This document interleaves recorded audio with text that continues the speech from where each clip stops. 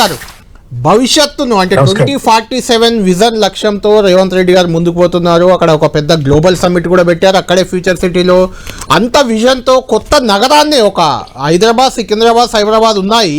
ఇవి కాకుండా ఇంకొక నగరాన్ని నిర్మించే ప్రయత్నం చేస్తుంటే అంటే ఆ ప్రభుత్వానికి మంచి పేరు వస్తుందనా, లేకుంటే ఆ ప్రభుత్వానికి ఇమేజ్ వస్తుందనా, ఏంటి రద్దు చేస్తామని మీరు చేసిన ప్రకటన వెనుక కారణం ఏంటి?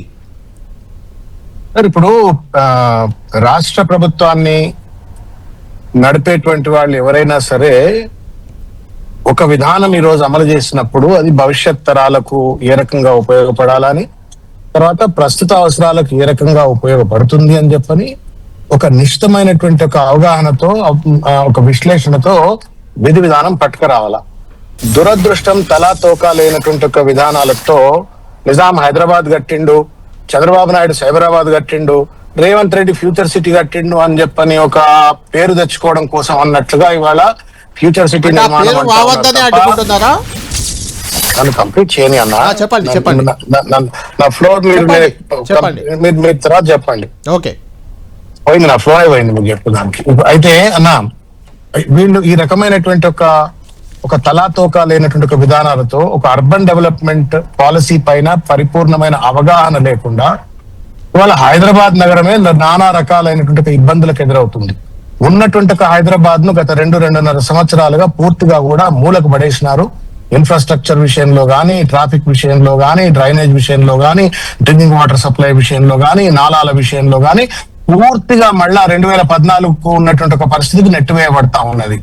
దీన్ని చక్కగా చేయట్లేరు కానీ నేను ఫ్యూచర్ సిటీ చేస్తా అని చెప్తున్నారు. అన్న ఒక్క పాయింట్ మీ దృష్టికి తీసుకొస్తా. ఇది 765 స్క్వేర్ కిలోమీటర్లతో ఈ ఫ్యూచర్ సిటీ డెవలప్మెంట్ అథారిటీ అని రేవంత్ రెడ్డి గారు చైర్మన్ గా ఈ యొక్క డెవలప్మెంట్ అథారిటీని కాన్స్టిట్యూట్ చేసినారు.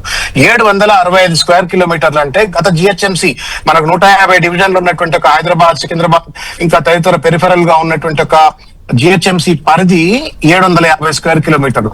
దానికంటే పెద్దదైనటువంటి అంటే దాదాపు 2 లక్షల ఎకరాల భూముల వైశాల్యంలో ఇవాళ ఫ్యూచర్ సిటీ అని చెప్పని ఒక నిర్మాణాన్ని పట్టుకొచ్చి తద్వారా ఇవాళ దానంతటినీ కూడా ఒక రియల్ ఎస్టేట్ దందా కోసం వీళ్ళు వాడుకుంటున్నట్టుగా స్పష్టంగా కనబడతా ఉంది.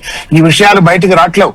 ఎక్కడికక్కడ పేదవాళ్ల భూములు, అసైన్డ్ భూములు బెదిరించి అదిరించి బ్లాక్మెయిల్ చేసి ఇవాళ భూములన్నీ కూడా హస్తగతం చేసుకుంటూ ఒక పెద్ద ఎత్తున ఒక రియల్ ఎస్టేట్ దందాకు ప్రభుత్వం ముసుగులో ఇవాళ వీళ్ళంతా పాల్పడతా ఉన్నారు. ఒకటి.